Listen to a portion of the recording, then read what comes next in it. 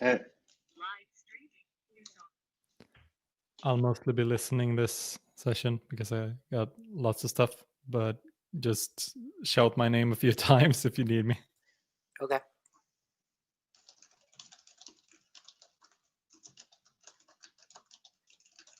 I'll start out.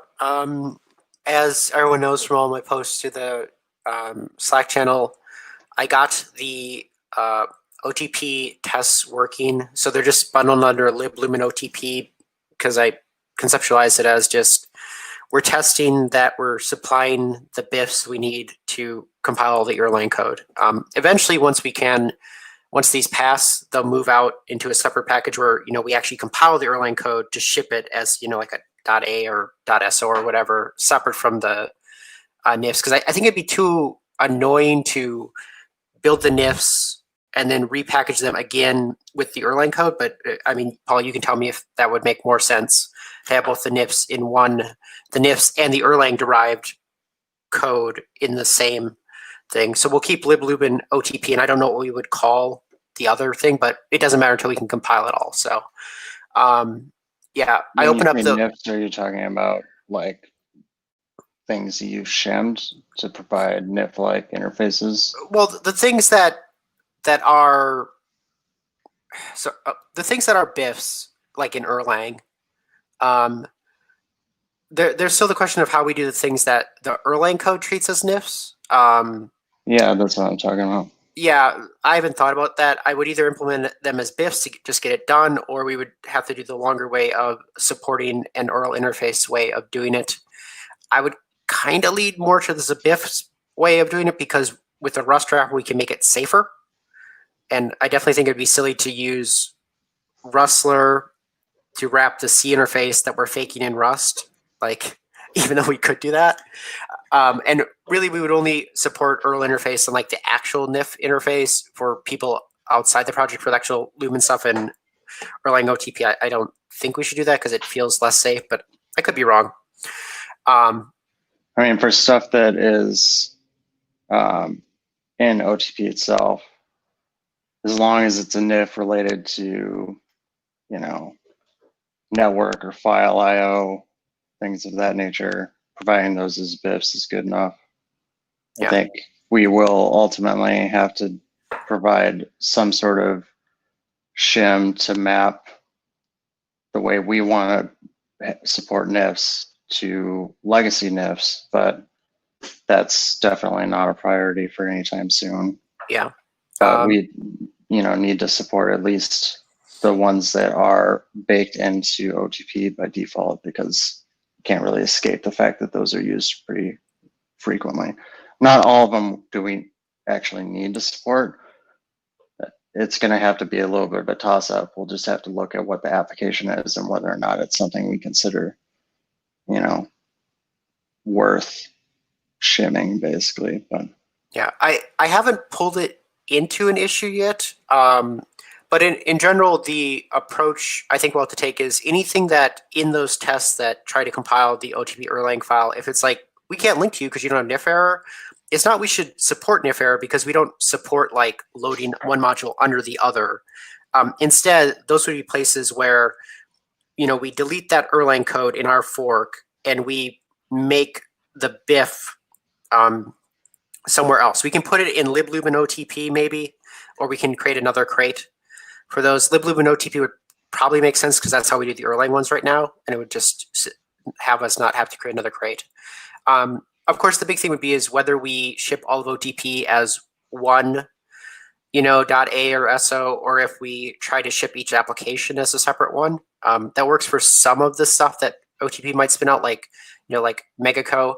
Oh, on that note, that plan is to support by default to use each application as a translation unit.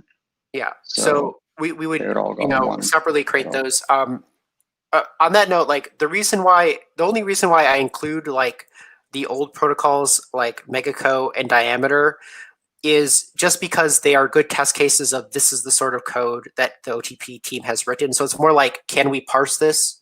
Not necessarily that we want to ship it. That's why it makes sense as a test, but not necessarily that we'll pull it out and actually produce a shared library for it later, unless someone actually demands it. It's mostly just this is good Erlang test case code of real world code. Yeah, I mean, I guess I'm fine with that since we already have OTP cloned, running the compiler against it is fine. I guess I would prefer to take a sampling of actual libraries people use, because that megacode shit is like basically not used anywhere. Oh, I'm fine except adding our other ones Ericsson also. projects. It's mostly that saying that we can support OTP is a thing that people outside the project can understand easily. Yeah. Obviously, once we get far enough that we think we can run Elixir on it, we can eventually tailor down to we don't care about this stuff because Elixir doesn't call it, and then we move the goal up to we can compile the Erlang derived from Elixir stuff is our new goal once we get enough of OTP that we believe in that. But right now, the vast majority of files do not build, but it's from a class of less than 20 bugs. So hopefully they're all systematic, and when we knock out those bugs, it just all clears up and everything just starts working. But right now, I think it's 36 files compile out of 1,000 of them. Yeah, I mean, it's probably basically the bugs that I have been fixing over the last couple weeks should free up most of those errors that you're seeing. They're almost all derived from one or two core issues. Most of them are actually surface ones. Hans, they mostly hit Hans stuff where EIR didn't support parsing yet. Well, there's parser issues, but then most of the other compile errors that you were seeing are bugs that have been addressed in the stuff I've been working on. So I think between the two of us, knocking out those issues should clear up most of it. There'll still be problems that we haven't seen yet, but those are the big ones. So related to that, after this week, I am on client work for the foreseeable future. Okay. And then I am going to the LLVM virtual developer meeting, which is 3 days. And then Dockyard's retreat is 2 days. So that means I have 5 days of makeup time, which means in theory, I won't have Dockyard Fridays to work on Lumen, even for the rest of the time that Hans is at Dockyard. So I don't know how much forward progress we'll make, or I'll be able to do testing your guys' stuff. Obviously, if you merge your things, the things will self-test, but going through and triaging the way I did with the first round, I don't know how much time I'll have to do that. You've laid a good foundation for that, so I think at least for a little while here, it shouldn't be a blocker of any kind. There's enough on the list of things I need to get done. I just want to add on to that for a second. And Lou, just so you know, you're on the list of people to be put back onto open source work at the earliest availability Dockyard has. And I can't give any type of time frame on that, but we're hoping that things stabilize at least before the end of the year. Okay. I can't make promises on timetable. It's just I've let them know that you going on the billable work is not a permanent thing. Well, I didn't think it was permanent. I thought it might be through the end of the year, since John implied the furlough calculations are based on the end of the year sort of calculations or something. I didn't know which end of the year he meant though, whether it was calendar or whatever. Dockyard's calendar year is linked to the actual calendar year. Okay, yeah. So I was expecting that, which is a long deployment, but it still probably works out to just 25% of this year I've done client work. So it's not a stretch that it's wrong. It's just different than our first year when I wasn't on any client work. So right, but I didn't want to leave the team with the impression that you were gone for forever. Yeah, I mean, let everyone know that you're gonna be back on this, hopefully in a full-time capacity, in the hopefully near to midterm future. Yeah, it was mostly just a briefing so that if they knew why I wasn't available to fix the build or whatever. I was expecting that was going to happen sooner rather than later. So and the expectation really on my end was that when things start to clear up a little bit, that you would come back on to some degree. Depends on Dockyard's needs, I guess. But in any case, I don't think that that's going to be, affecting the progress we're making at the moment. There's enough things for me to either prepare or, fix issues for that. By the time I've reached a point where I'm like, shit, I'm blocked on getting stuff from Luke, then we're in a really good place. So Yeah, I think as long as we don't plan another conference talk till like February, so that there's a chance for me to get back on if it's needed to prep a talk. I guess it depends which one of us talks. If either of you are still interested in giving talks or not, since you're doing free time projects. The only reason I haven't this year is because it's been a shit show. So yeah, I guess the only one I can think of in February, of course, would be Lone Star, but the Tates, I think, canceled the one that was in Chattanooga, so they might not be doing virtual conferences, so maybe Lone Star won't happen next year. I'd be surprised if Lone Star doesn't with Jim's new conferencing platform. It definitely depends on where we're at countrywide right now, for sure, whether or not it makes financial sense to try and reserve the conference center and stuff. But I can check in. Austin itself is not a good place to hold this. Texas ain't doing good. Oh yeah, no, because everyone's moving to Austin. Everybody. Well, San Francisco, that's always true. moving to Austin. But I just meant the state government has not been helping the situation in Texas. Yeah, it remains to be seen where we're at in 6 months, but I'm sure it's probably not going to be great. What I can do though is I can probably go through and come up with a short list.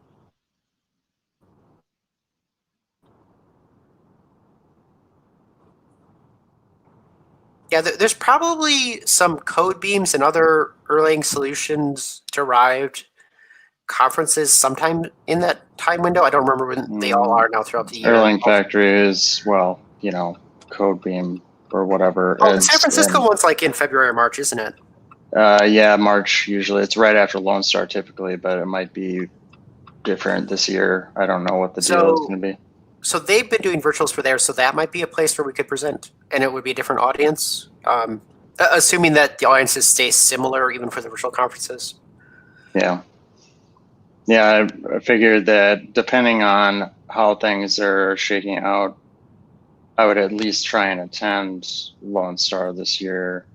If that doesn't look like it's going to happen, then I might try and go to San Francisco, but same deal. It depends on kind of where things sit. But, the next one after that is really maybe the one in Chattanooga, but you said that they canceled it this year, so I don't know if they would do it. And I'm sure they're more cautious because the Tate's daughter actually had COVID. Oh, really? Yeah, so they've been directly affected. Oh, that sucks. Well, yeah, I mean, that's totally understandable. It makes a lot of sense. I think most of the conferences, though, for this year, we've basically finished up, and starting next year, Lone Star and Codebeam SF are pretty much right away, February, March.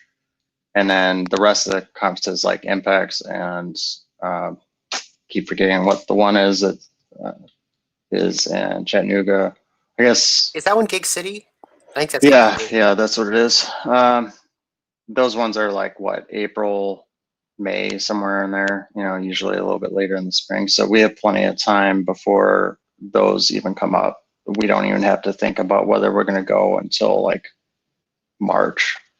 So I wouldn't worry too much about it. With such a long window, there's a chance we might, no one's going to have an implementation in the browser probably, but hopefully we'll have some movement on stack switching by then. I don't know. I'm both they're talking about a lot, but also the fact that exception handling has taken 3 years, according to some of the timelines they're talking about, and it's still not settled. That I don't know. It's both I think they're talking about the exception handling system that's based on effects, which doesn't surprise me. No, just the one about they're arguing about how rethrow works again. Every time Ross Tate gets a change in, he then brings up like, oh, wait a minute, what about this? And like, and so like there isn't I haven't a been paying finalized attention recently, like but that's exception weird to be handling is arguing not about that. stage 4 where like it is accepted and finalized. I'm So confused how are they arguing about that stuff? Like it's the exceptions, their C++ style have been implemented for a while now.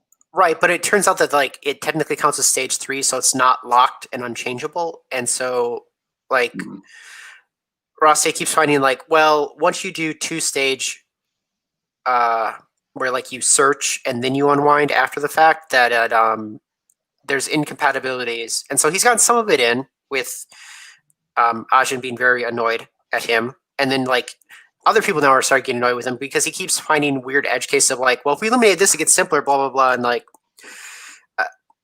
and then sometimes Andreas Rosenberg points out that like, oh, well, if you take this away, this might not work. And so, and then someone mentioned that like, we're arguing back and forth, like we talked about this 3 years ago. I'm like, oh shit, it's taken 3 years for them to think about all this crap. Jesus Christ.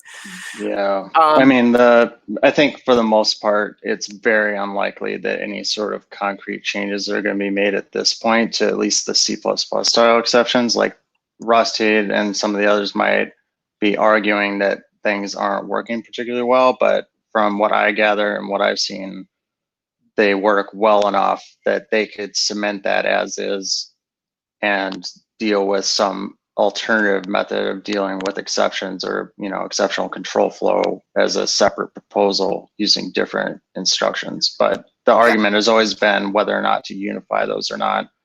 And I don't think it makes any sense to even try to do that.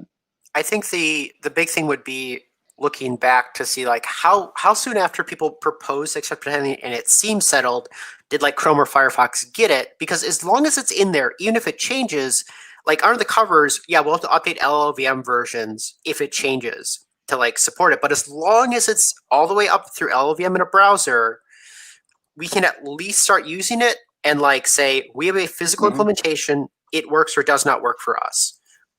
Which will, yeah, and I mean, exceptions is like probably one of the more complicated things that they're dealing with. I honestly feel like the stack switching stuff is far simpler for them to support.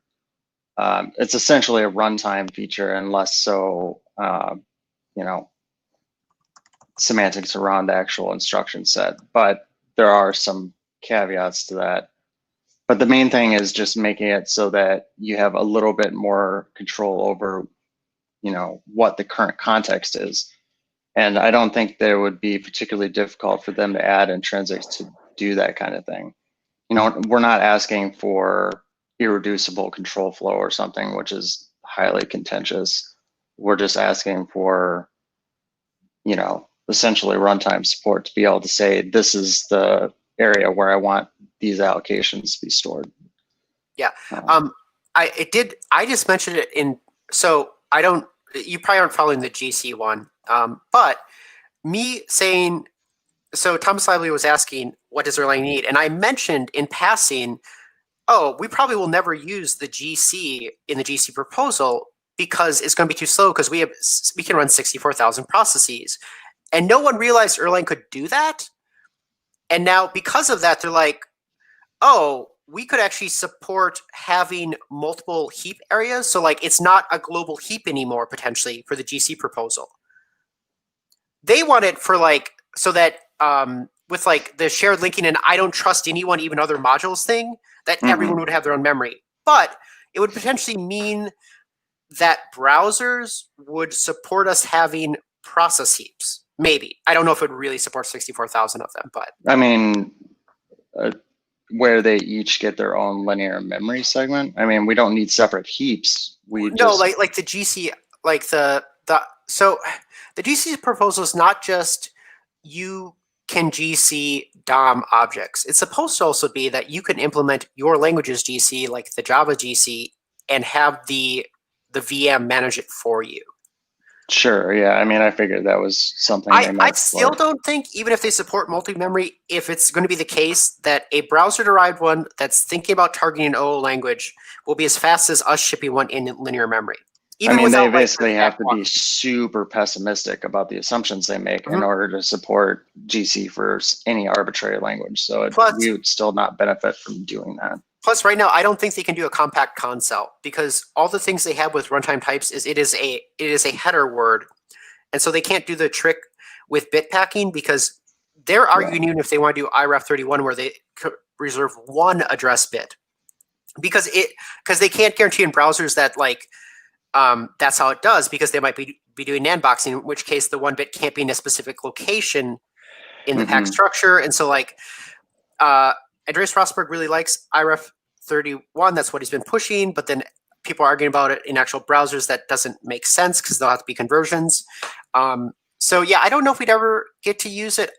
Mostly, as I've told Thomas Lively in those things, like we mostly care that we don't need a JS shim. Like that's what we're aiming for. We don't really care whether we can use their GC or not. We just want whatever is managed by GC to not need us to ship 2 files. Yeah, I mean, it's no problem at all for us to use like the global heap for JS objects and then our own allocation strategy for Erlang stuff, which is basically what we would already be doing based on the design we have today. But it is curious to me that they're talking about like supporting multiple heaps. I guess I'm not sure why anybody would want to do that. I guess there might be some cases where that's beneficial. Maybe in the more security intensive ones, not just like browser sandboxing, but remember we know from the Spain in person that there are people at Red Hat working on like trusted computing chips, but then they also want share nothing linking. So like they want as little sharing as possible while still being fast. So it may be like those sort of things where they want the heaps as distinct as possible so that there's fewer and fewer cases of like people sharing the same memory. I'm not sure. Yeah, I mean, the main thing, I guess, that's of interest that is sort of tangentially related is, if they support some kind of first class stacks concept, then, ideally you'd want to be able to say, okay, give me a new stack of this size, and then I can suspend computation in there or resume computation there.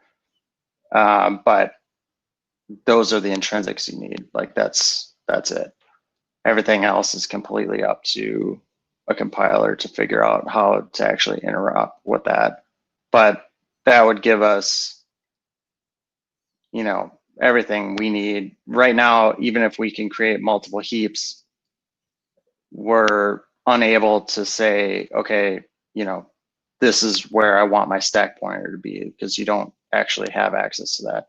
You can have your own shadow stack that you do that with, but that completely is beside the point. Like the real stack is what matters, because that's how you can suspend computation, resume it between, different continuations. So if we don't have that fundamentally, I don't know how we implement actors in a way that makes any kind of sense. Yeah. The other thing I have emphasized to them, I may have mentioned this before, is that the stack switching is more important than the stack walking, because at first Ross Tate wanted to implement stack switching on top of his stack walking primitives, but I'm like, we have a GC already. We don't like it would be nicer if we had stack walking, but it's not a requirement. Like we can GC already. We're fine. And then we want stack switching because I don't want to be that like the same thing they did with the effect handlers. Well, eventually we could do stack switching after like 3 other proposals get in. And that it's much more important that we just want to switch stacks. Like they can make it so that they're compatible later, but like the stack switching is what's most important to us because we can't emulate that. Yeah, I mean, we don't need to walk a stack, but ideally we would be able to generate a stack map that tells us which locals are live across a GC state point. So that's the only thing that we would need in terms of, additional support above and beyond just the switching between stacks. Some way for us Do we need stack maps from the actual like WASM isn't. Can LLVM do that, or does it have to be part of the standard for that to work? Oh, I mean, the generation of the stack maps happens in LLVM, but from WASM's point of view, it would just be important that we know where on the stack values live. I think LLVM would have that in WASM.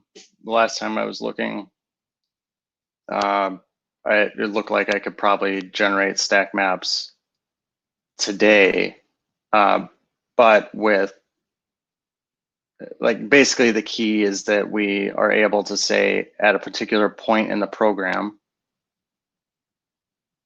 you know, when we call this function, these are the values that are live here. And the way that normally works on like, you know, x86, 64 or whatever is based on the return address of the call. So effectively the instruction pointer, but it's like the instruction pointer of where you'd be returning to. So because there is no concept of an instruction pointer in WASM, you need another way to identify the point at which values need to be live or are considered live to.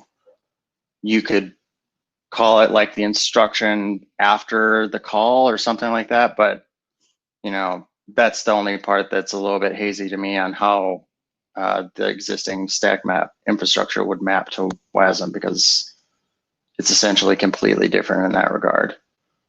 But those are all things that are not super complicated to fix. It's just mostly about arriving at some kind of agreement or, you know, formalization for what stack maps mean in the context of WebAssembly. So for now, I'm not really concerned that that's going to be a blocker for us.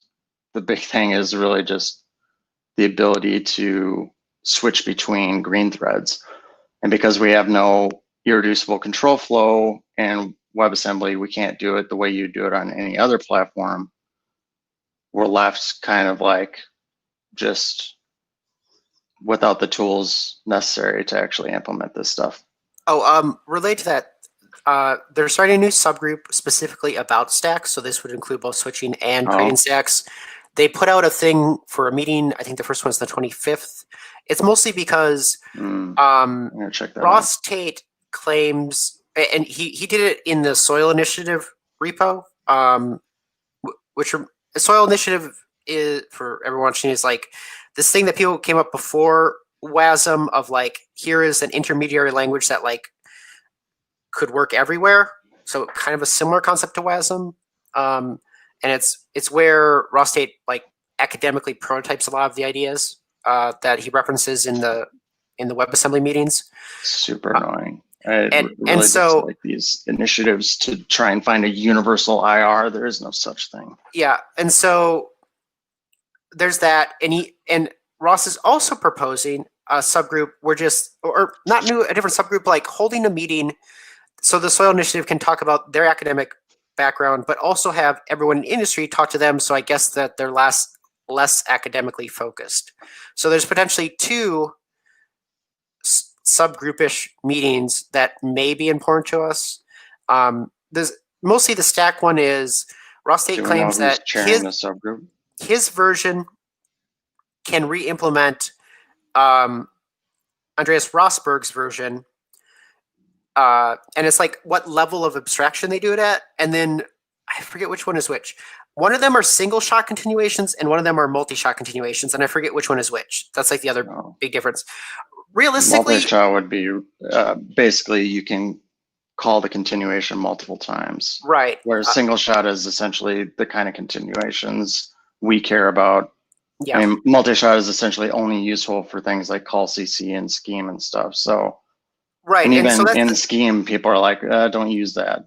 So. Right. So that has actually come up of like scheme needs this and scheme says don't do it. So right now, hopefully because we're like the one, like it seems that everyone that's talking about other languages are like, this language would like this, not like us. We're like, we are our language. We need this. So hopefully we can steer a path of them focusing on making Erlang work. Yeah, I'll definitely chime in there and make sure that, you know, they're not going in some weird direction with it. or at least try and make sure they're not. Yeah. I can at in- least tell them concretely what we need right now, you know. Yes, I've linked on one of the threads before this group was made in a discussion with Thomas Lively and other people, like showing what we do for stack switching and mentioning explicitly that we're just using assembly now. We're not using the POSIX stats switching, but since Thomas, of course, is associated with LLVM, let him know that it's something that we need LLVM to support whatever it is, and that we're building on top of LLVM. I always make that very clear that it needs to be something that Rust and LLVM supports. So it's not like it is supported, but only if you write WASM directly, which would be annoying. Yeah, I mean, we can write WASM shims just like we do assembly, but ideally we wouldn't have to do that. I mean, it would be fine if we had to do that. I don't actually really care as long as we have what we need. Honestly, we'll have to figure out exactly how to implement the dynamic apply stuff on WASM 2, because that'll also require some assembly probably. I mean, WebAssembly. I kind of faked it by just doing a switch. Obviously, it's less compact, but it is possible to do in Rust. It's just annoyingly repetitive code, and it's not A switch. What do you mean? Oh, like the applies right now, so that it's compatible. So at the full runtime, just like look at the arity of the function and then unpack the arguments in the vect and just call the thing directly.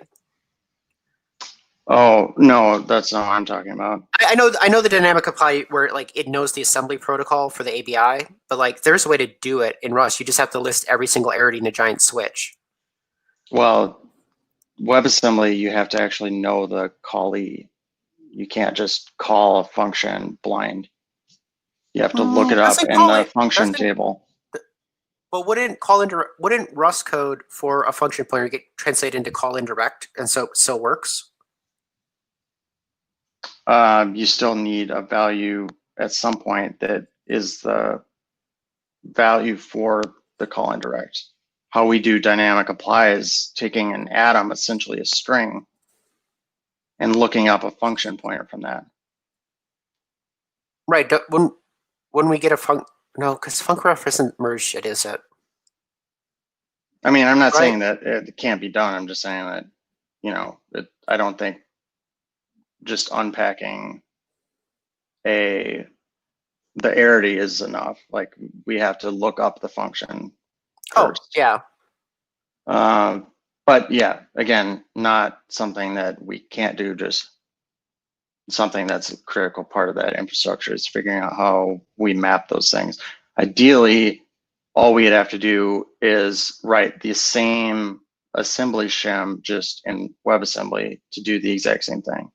Because if all we need is a couple target specific shims, but can use the same infrastructure essentially one for one, that's the best situation, because it means that we don't have to have a bunch of custom code. I did emphasize that in the that thread with Thomas when I was explaining how we use assembly. Is like, here's what we do yield, and what we want is we don't want to change this yield point. You know, we want the WebAssembly to work the same way, because if it changes, it's not great. We've diverged our code gen path then, which is annoying.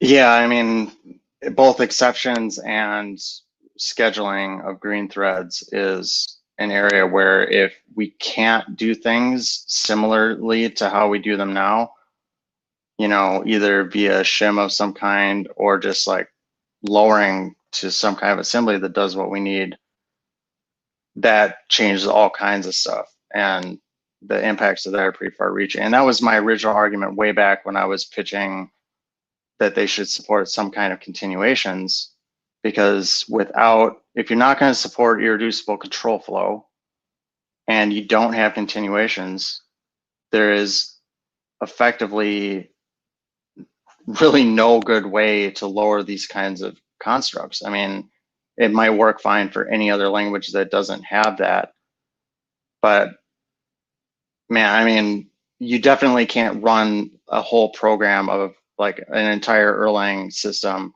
through relooper. You know, that's not going to happen. It would be insanely slow to begin with, even if you could do that, but I'm not even sure it's possible to have that much code inside one relooper. But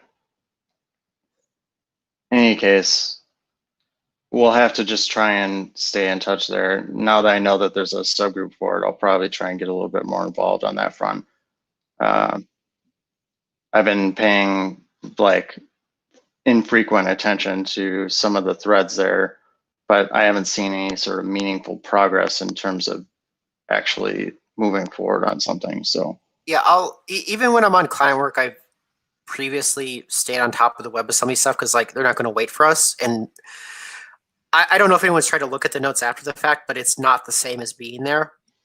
Even if you discount the fact that you can't give input, like it's not very clear always what they're talking about if you're not there at the time. So yeah, the notes are generally not particularly useful. So I just mostly pay attention to the issues because that gives at least a sense of the progress. Usually there are notes posted or comments posted in those threads if there's some sort of meaningful decisions being made. But yeah, if there's a subgroup forming, then I'll make sure that I'm attending those meetings anyways, because that's definitely something we need to have some input on. The other proposals, you know, things that are in progress right now, none of them really affect us in any sort of meaningful way. We can take advantage of things, but we don't need to really be focused on them. yeah, I stopped following SIMD because I'm like, it's way far future for us, even if we care. Yeah, I mean, I've got some ideas of how we can support some of that stuff, but a lot of it's dependent on us getting more type information. And I don't think we're going to have a good idea of what shape that's going to take until at least late in the fall, early winter. I'm curious to see what WhatsApp releases, particularly anything that can be strapped onto an existing Erlang code. Because if we can, you know, take advantage of what they built there syntax-wise, and then, you know, do what we need to do with it on the type system end of it, then that might give us enough to work with where we can do some clever things when lowering code. Well, if the pass that was automated that Jose mentioned adds type insights that we don't currently have in EIR or in CodeGen, we can at least add that level because we know already by definition those are mechanically derivable, as Jose described what WhatsApp told him. So I think we could do that part at least, assuming it's anything new and not stuff we already figured out and we just hadn't implemented yet. I mean, if all they're doing is just inferring types from guards and stuff, like I've already started going down that path just in CodeGen anyways. Just to choose between whether I'm going to treat something opaquely or strip off the boxing and use it as a primitive. But I'm hoping that whatever they put together provides richer information than just that. At the very least, you know, some sort of type signature that can actually be counted on is, you know, if this code compiled, then we know that this type signature is the real type signature, not just like a hopeful wish that somebody pasted on there. We don't really want to have to ship both optimized and de-optimized paths because we'll get a bigger code size then for WASM, which wouldn't be great. Obviously, it could still be helpful for performance, but I mean, we can tailor that to via things like optimization fuel or something where we decide, you know, we're willing to do de-opt paths, you know, up to this amount of additional code gen, or disable it entirely and just treat everything pessimistically. It doesn't have to be black or white in that sense. You know, there's a lot of sort of gray area there in terms of how you deal with that stuff. In general, with optimizations, you know, you want some sort of concept of, is this fruitful to keep trying to optimize this? Or should I abandon it because the wins are just not enough to make, you know, the time spent in compilation and the code size increase and stuff like that worthwhile? Hey guys, I got to jump off. Okay. All right. Talk to you later. Yeah, the only thing I want to add on my end is that I'm going to go through and try to figure out what conferences are actually happening upcoming. I'll reach out to Bruce. I'll reach out to some of the other regional conferences to figure out where things will be in a few months if they are planning on moving forward and what form they think they'll be taking. Cool, that'll be helpful. Yeah, be nice to know what's coming up. See you guys. Bye. See you. Bye. Yeah, so I guess as far as you know, my plan here. Last week I was not really able to work on anything. Unfortunately, work got really busy, but this week I have more time again. So picking up more or less where I left off as of last night. Once I get that stuff done and merged, that should free up most of the like MLIR compilation errors that you were seeing, you know, things like bad types or, you know, like domination issues in the IR where you have like a value that's used. Okay, yeah, that was a big one that I knew would probably affect your stuff. Like I knew it was that mixed issue because of the discussion you previously had with Hans about like EIR could either supply it better or you had to interpret it better. So it depended on which way you guys fell on fixing it. But that does affect the OTP compiles for a lot of them also. Yeah, and so both of those are things that I've been addressing as part of that chain set that I had. And for the most part, that's pretty much done. I've just been fleshing out a little bit how, as part of fixing some of the type errors that I was getting, I refactored the way we were doing canonicalization so that it's both easier to write passes against you know, operations in MLIR, but also addresses some of those type issues along the way. So does that mean you'll fix the logical OR issue with multiple guards or multiple pattern matches in like a tuple?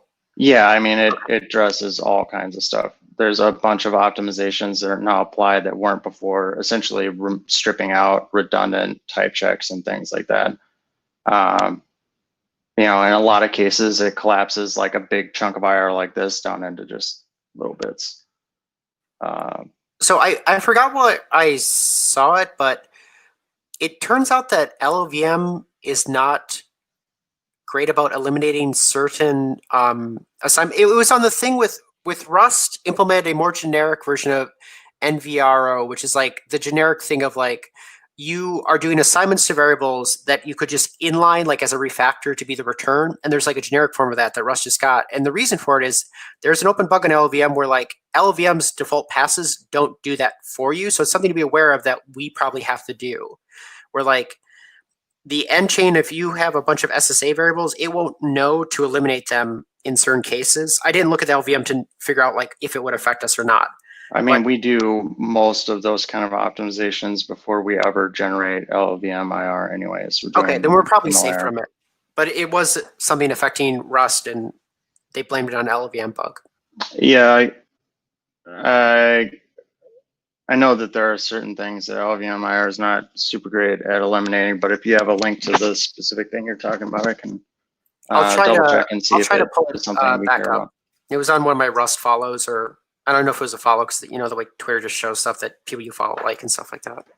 I'm trying to avoid leaning on LLVM for too much in the way of optimizations and do more in MLIR, both because we have richer information there, but we also have like a better framework for doing some of those things. It's written in a way that's more efficient for some optimizations.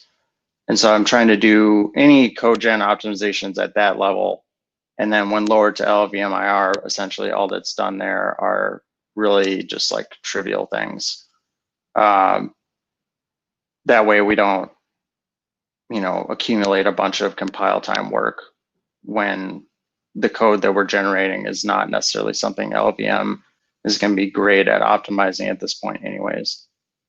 That'll change over time if we, you know, get clever with how we lower things to LLVM, but it's debatable whether or not it's going to be worthwhile for us to try and take advantage of passes that LLVM has versus writing our own passes tailored to Erlang, either in EIR or in MLIR, depending on what layer the optimizations apply.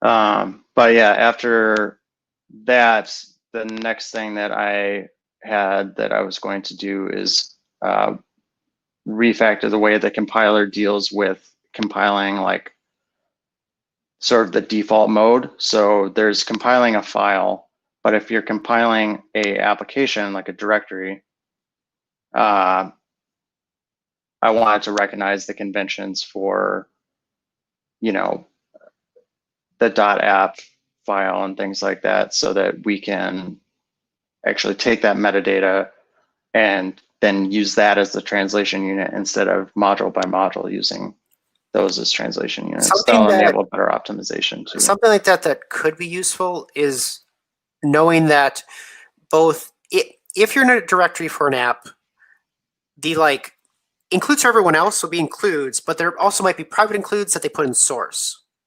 That seems to be a convention in OTP. I don't know if we should just do that. If you Lumen compile and give no arguments, should we support that convention?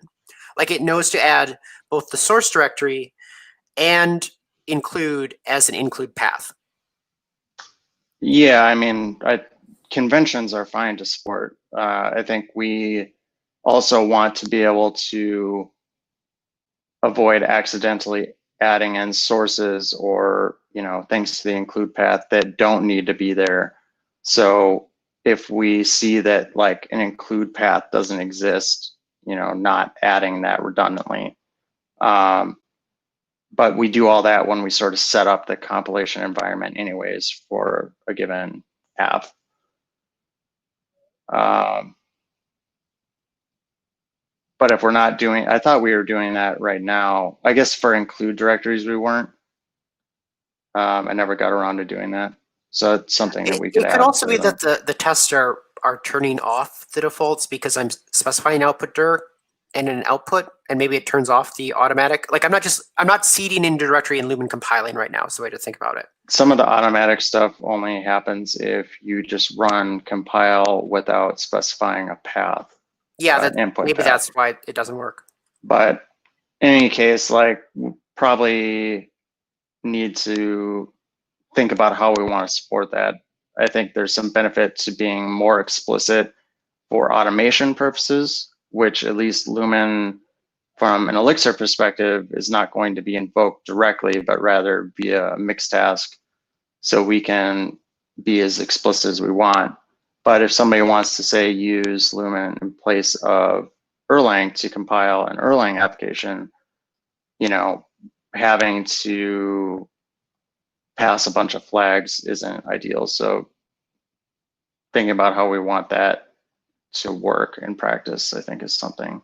So I was going to bring this up as a joke after the Josie talk, but should we use Rustler to write a NIF so that you can invoke the Lumen compiler inside of Beam Erlang for the mix task instead of invoking it as a command line app, so that you don't have to parse the command line output, and you could instead pass back pre-parsed stuff. Wait, say that again?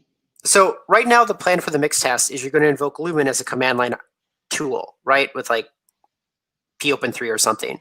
But would it make more sense to be able to invoke Lumen like as a library, like the compiler as a library that is a NIF that Beam can run, so that you can output actual term, actual like Elixir term, you get Erlang terms back that the compiler infrastructure that's built into Elixir can use. Because otherwise you're parsing standard out or standard error to do that. I mean, we wouldn't be feeding anything back into Elixir. Okay. Once we pass stuff to Lumen, like that's it. Lumen takes care of it from that point forward. Okay. I didn't know if we needed a feedback channel or not to integrate. I mean, other than like status information, like did that command succeed or not? I don't think there's anything that we need to return back to the mix task. Okay. That I can think of anyways. With the changes that we discussed with Jose around the compiler, I think it's, we would be sort of inserting ourselves as a backend for compile commands, but we're not returning something at that point. We're just invoking Lumen and invoking the Beam compiler. You know, in cases where Elixir needs to load that module into memory. Because, you know, what we do with that is not going to be anything that Elixir can use as running in the Beam. Yeah, it was mostly if our errors would be more parsable, but probably the Erlang compile module just says bad art because it's Erlang. So yeah, you're right. It probably doesn't matter.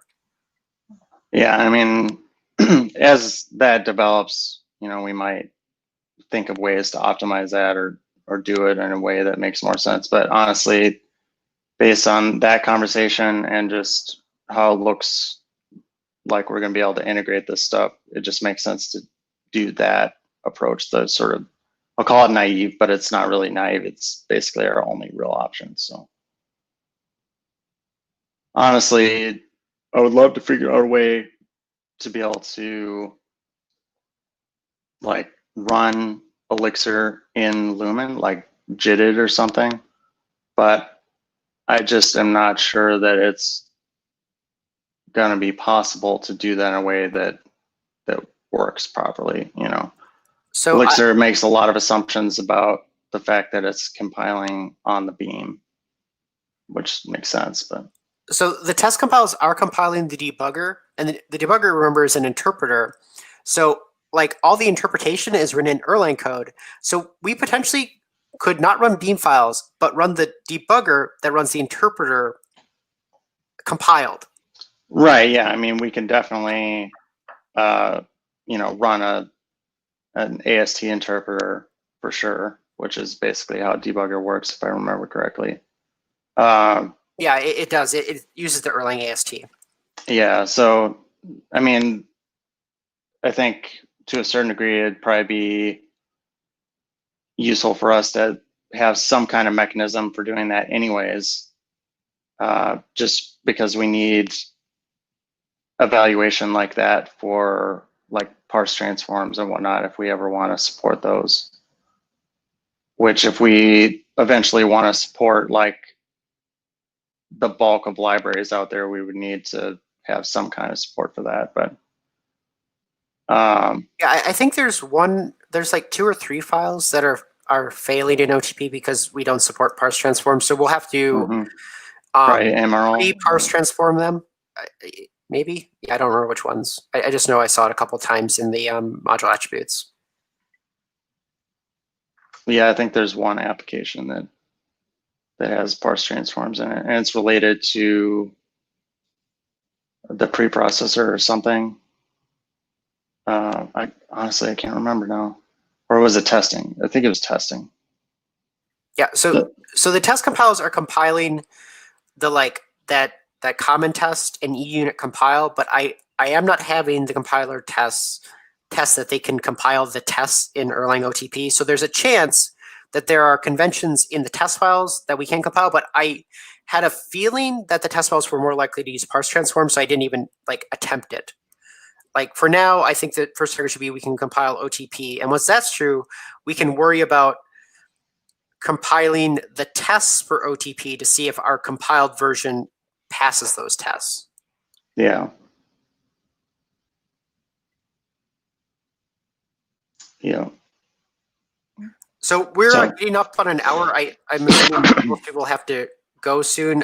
Hans, did you have anything to add for your progress or anything you need to finish up, Paul? I think his mic was broken. I don't know if it's working now. He doesn't have a working microphone. Oh, okay. Slack. So I know. So I'll say I know Hans fixed like 6 of the bugs that I identified with OTP, and then he's I think still working on the source bend one, or he fixed it last night maybe, because now he's working on the EIR had a thing where it always converted the characters in a string passed in a binary without looking whether it's UTF-8 or not, and so like he's fixing that now in some way, and he posted the interesting bug in the Lumen channel about that.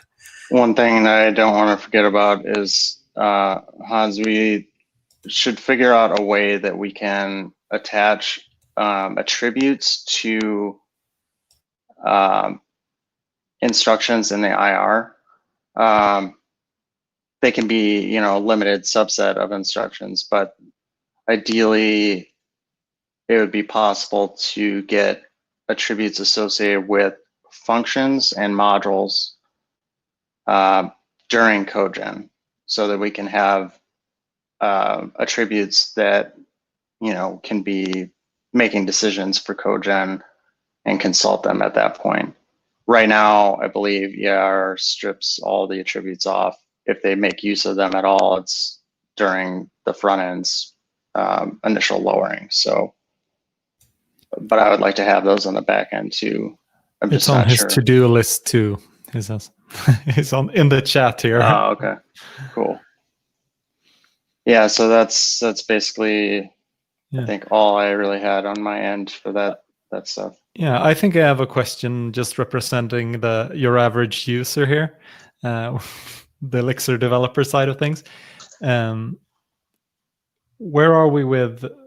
I know I reported like a few compilation problems that I encountered just trying to compile like a hello world. Where are we with that? Because if you mean hello world where like you don't implement init start, it's not there until we can compile what OTP. I think I added init start and it still hit the same error. I think I added that to the issue. Then Which that, error I was screwed it? up adding init start somehow, and then I need an explanation for what I'm supposed to be doing. well, I think you also did IO format, which like we just haven't implemented IO yet. But IO format, the vast thing of that is it's all gen servers, and so like we can't compile gen server yet, and that's why. So it's more like we can't compile the parts of OTP you're using yet. We have display, but display is like debug printing, where instead of printing the string without quotes, it would print it with quotes and with arrow brackets because it's a binary. So that's the main thing, is you're still using source that we don't support because it's in the Erlang source of OTP. It's not a BIF. Okay. Like all my examples that I show use Erlang display because that's a BIF, and so it works. But it means you can't do like nice printing without Just like, if you replace IO format with display, you don't have format strings, but you can pass it any term and it prints that out. Yeah, I added an issue or a comment to that issue where I tried to do what I think should be working and hit the same issue, and someone else added in that they had similar problems. Let's see. Just to be clear, which platform are you compiling on? Mac or Linux? I wasn't compiling, I was taking the release, but Mac. Oh, it should work then. Yeah. I'll just. Was that the bug that was? Slack. Wow. Yeah, the Mac release should work. Oh, there it is. Yeah. So the one that you added here, Erlang display, that should. Because I tried it. I tried a few different ways, and I didn't get a successful compilation. So it was like, yeah, I'll leave you guys to it for a bit. That's weird. Okay, yeah. So you actually tried the test ones and it still didn't work. That's weird. Yeah, I just pulled some random ones because Paul. I wonder if it's an issue with the release. Oh, it's the ISA bug. Yeah. That is super weird that you get an ISA bug on that. Yeah. So if you feel like sending me something that I should be able to compile that works on your end. If you're doing the test files and it does not work, that is a problem. But yeah.